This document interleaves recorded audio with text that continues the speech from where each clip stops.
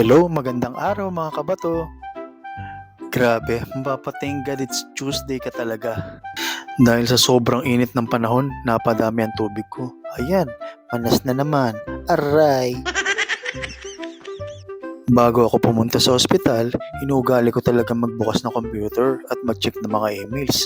Siyempre, sayang din kung may papasok na part-time, di ba? Pandagdag din sa pambili ko ng gamot yun. Sayang nga eh. Hindi na kaya ng katawan kong lupa ang magpumasok ulit sa BPO company.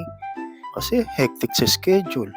Tapos nagdadialysis ako 3 times a week. Baka mamaya, imbis na thank you for calling, masagot ko sa customer, why are you calling? Aray!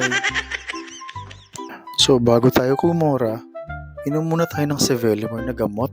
Kasi sa aming mga dialysis patient, kadalasan tumataas ang phosphorus namin.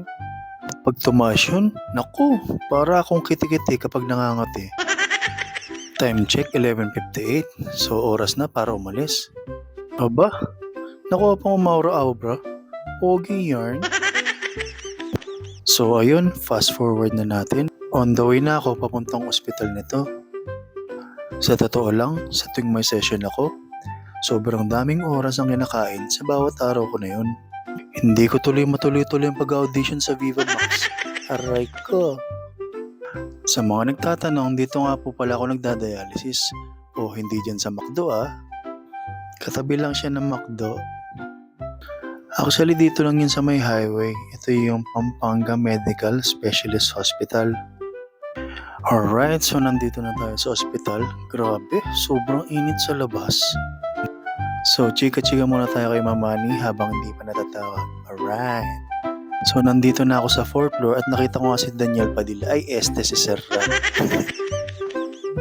At sa wakas, ang pinakihintay na isa lang na rin. Natanggalin na rin mga natungga akong tubig. 10 years later. At sa wakas, isa pa sa mga pinakihintay ko ang uwian. Salamat sa pagsama sa akin ngayong session ko. Bye-bye!